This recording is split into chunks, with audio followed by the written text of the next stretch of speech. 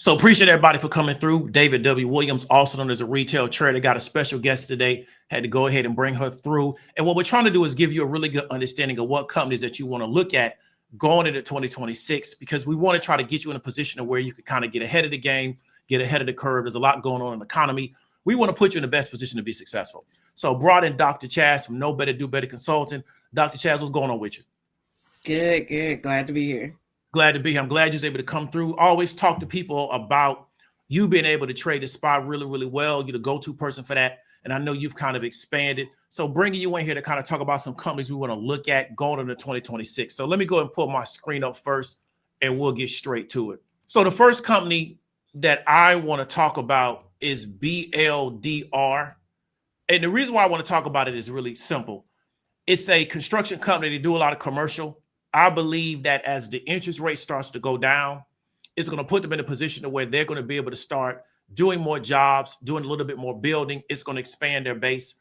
They've had a sell-off over the past few years, a lot of volatility, but what we've seen is a little bit of a rebound. So what I'm looking at as we continue to cut rates also going into 2026, I'm hoping that it'll start to drive a lot more investment into a lot more commercial projects that allow them now to start becoming a little bit more busier and to drive more revenue. So going out until the end of 2026, I believe they're going to really start ramping back up. And I can believe they can get back to 2024 levels as long as the economy starts to participate with them. So a company I'm looking for is BLDR. And one of the reasons why I really do like them is that on the 1 year, they're really, really well under that 200-day moving average. It's kind of flattened out over time. But we've seen beginning of this year, we saw a massive sell-off. There was a lot of volatility in the market, a lot of the issues with the tariffs.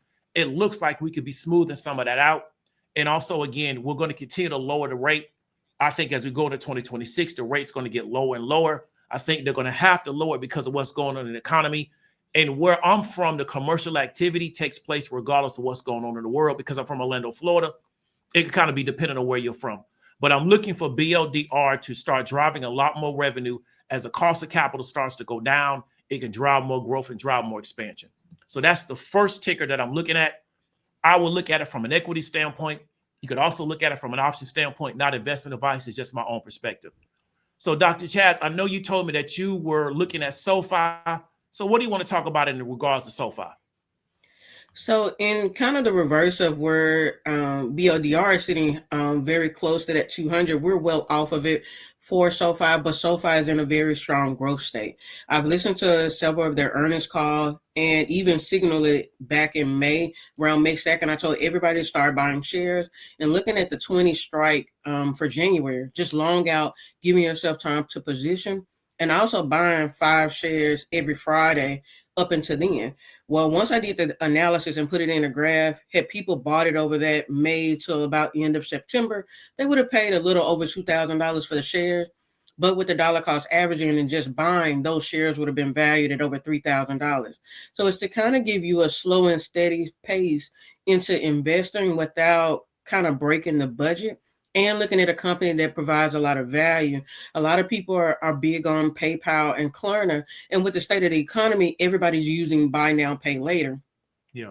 The expertise that I saw about SoFi on listening on their earnings call is when they do secure debt from other clients or potential aspects, they're looking at their credit profile, making sure they're a good candidate not to revert or to default on these particular loans, the servicing instruments that they have with student loans, mortgages, and getting into the crypto space.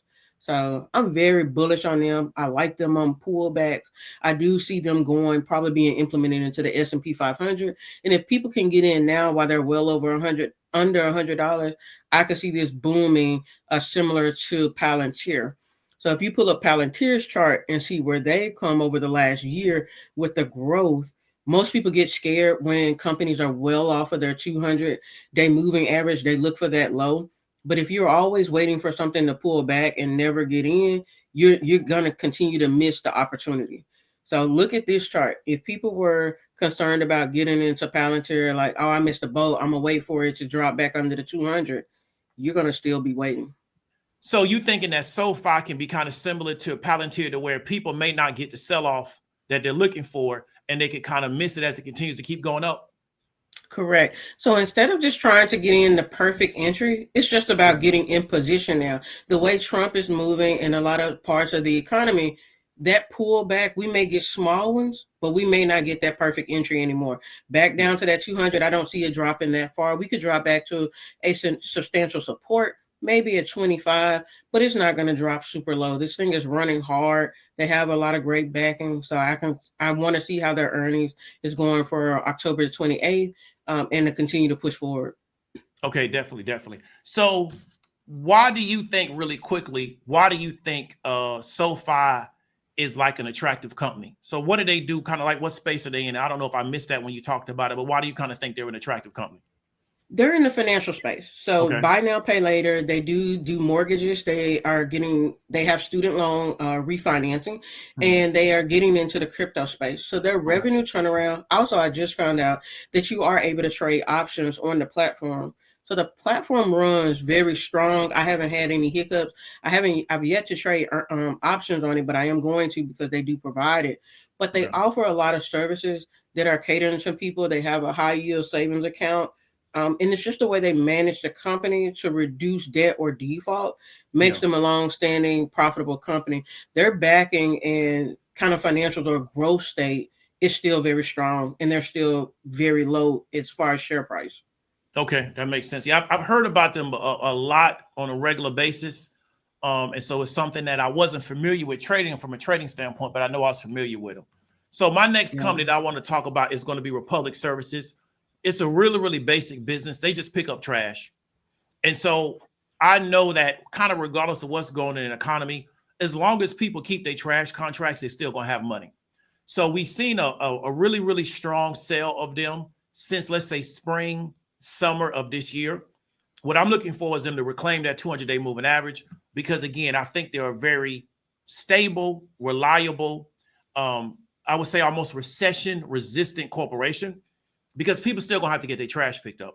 So people that have the ability will find a way to pay companies like Republic to pick up their trash, even if the economy is not really going great.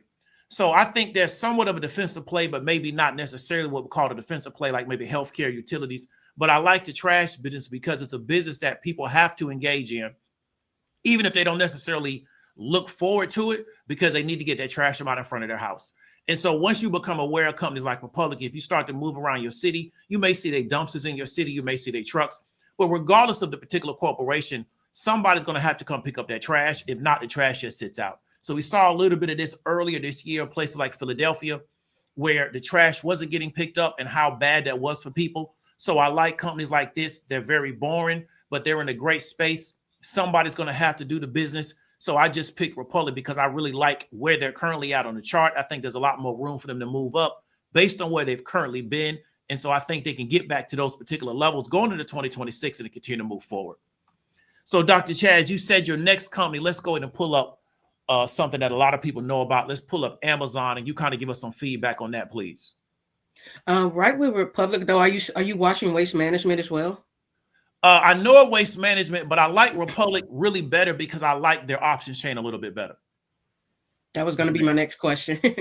Yeah. So they're not super liquid. I didn't mean to cut you off. They're not super liquid, but I liked it a little bit better than I like Waste Management. And it just was a personal situation, but I've traded them before, so I kind of like some of the liquidity in their chain a little bit better because they're not a heavily traded ticker like that. Gotcha. Yes, ma'am. I wanted to bring up Amazon. Pretty much we're going into that fourth quarter. Everybody's going to be doing shopping. Whether they're broke, whether they're laid out, people are going to still want to make Christmas happen.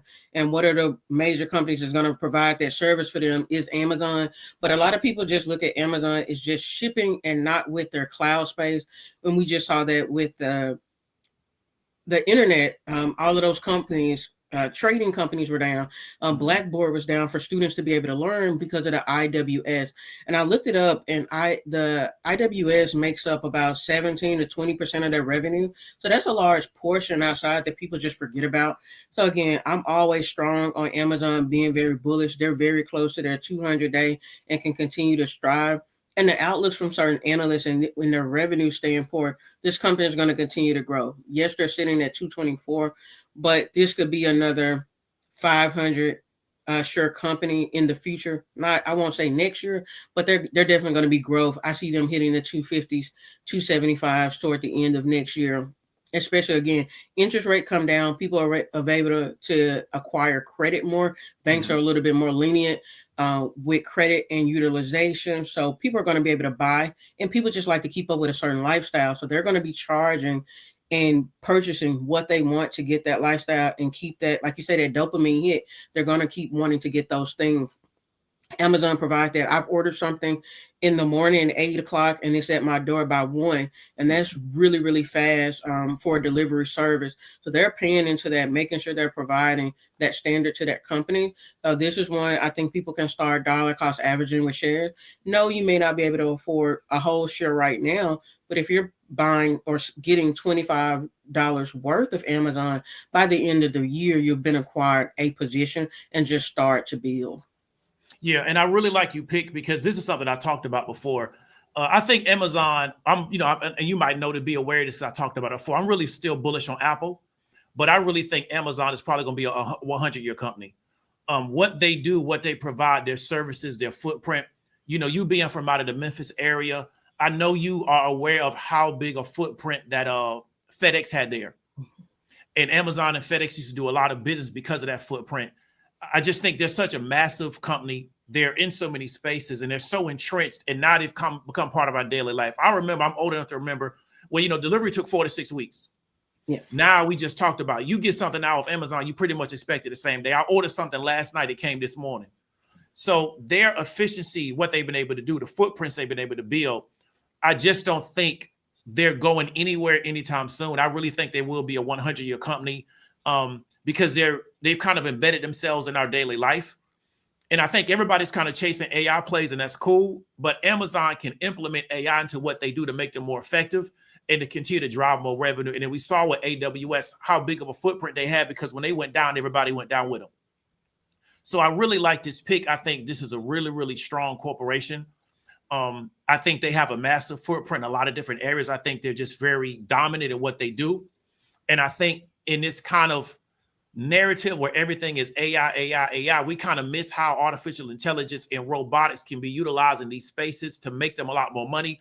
They're already getting rid of staff and bringing in robots. They're going to continue to do more and more of that. It's not going to really hurt their business. So I really like this pick from you, Dr. Chaz. So let me go into something similar to them, which is going to be Walmart, right? And the reason why I like Walmart is very, very similar to what Dr. Chaz was talking about. So they're over their 200-day moving average, but here's why I like Walmart. I like them because even if things are going bad and going good, people still going to go to Walmart. So if things go really bad in the economy, it's going to drive people to Walmart because they're going to need to save the money. If things are going good, people are going to go to Walmart. They're just going to buy more stuff. So the reason why I like them is because their footprint, they're everywhere between the superstores and the neighborhood marts. They're everywhere. They do delivery. They do pickup. And again, I'm going to say this again, they're everywhere. It's just so easy for them to do business. And I very much like them because, again, if things go bad, if they cancel SNAP, if that becomes extended, people still got to go somewhere to get something. If things are going good, they're going to go to Walmart. They're just going to buy more stuff. So I really like them because I just think that they made themselves such a need in people's lives. I was talking to somebody when they were saying that they were going to boycott these stores because of DEI. I said, Black people in the South can't boycott Walmart. They need it to stay alive. So I think they're positioned in a really, really good space.